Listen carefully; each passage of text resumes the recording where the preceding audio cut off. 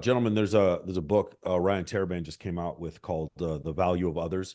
He has some really great advice. And one of the things I love that he says is he goes, a date is a meetup and an opportunity for sex. If a girl is like, hey, let's meet up at noon, an hour away from your place for coffee, that's a meetup, but it's not an opportunity for sex. So just like what JT says, I think if you guys wanted to get have sex earlier in the interaction, like for instance, I'm going out this week with these two girls are going on a date with me, and we're meeting at Katana, which is across the street from the Mondrian in Los Angeles. So I specifically picked a restaurant that's across the street from where I'm staying. And then there's also like a huge party that we're doing on Thursday, this huge breast cancer charity at the Sky Bar. And then I have a room overlooking the Sky Bar. So logistics are incredible. Like logistics are so good that a lot of times when a girl goes on a date with you, she'll know if she isn't going to have sex with you. I ask girls on my show on Access Vegas, I'm like, ladies, how many of you have gone on a date with a guy you knew you weren't going to have sex with him? And all of them raised their hand. At some point, they had done that once, which is crazy. It's very foreign to a guy.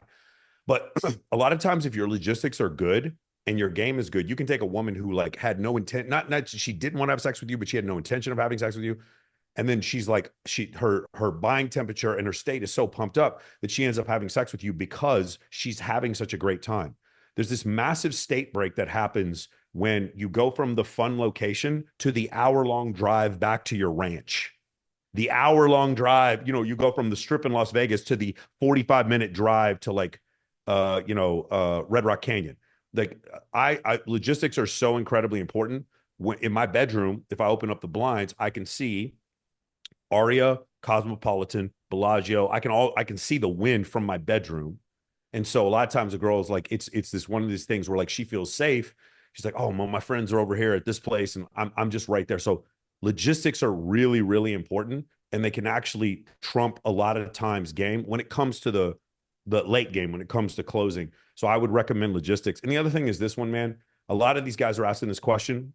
Your apartment smells like Chipotle. You have fucking weird ass bowls of nasty shit all over the place. You cooked beans and bacon and fucking eggs. It smells like egg farts in your apartment.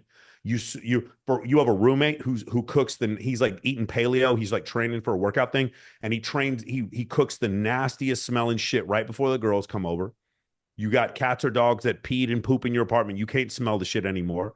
Your room is not made up. You have fucking like bottles of half drank bottles of water and energy drinks all over your apartment, along with, like I said, like bowls of food and takeout shit, like bags full of trash in your apartment. That's the and so two things are happening. If a girl comes over, she doesn't want to fuck, but also in your mind, your apartment isn't ready for fucking. So you don't bring girls back because you aren't ready, because you didn't mentally prepare yourself for that thing. I leave here, my apartment looks like a fucking U.S. military sergeant. When I leave, we're ready for when she comes back. And if I even have my neighbor, I'll tell him, be like, hey, light all the candles in my apartment before it comes over. I got a lighting set up. You can see the whole strip of Las Vegas. If you don't mentally, the part of making your bed is you mentally are preparing yourself to bring girls home. I had one client, he was staying with me for a while, and he was having troubles. Like, yeah, I'm not bringing these girls home. And I went out with him one time and I was like, there's no problem with the game. And then I looked in his room and there's just shit everywhere. And I was like, you can't pull a girl home. So you leave your room looking like shit. That's another big issue. You're not mentally preparing yourself for success because your place is not ready for your apartment is not the fuck zone. It isn't. And you're either mentally sabotaging yourself, or because you're not setting your place up for success, you can't pull a girl back anyway.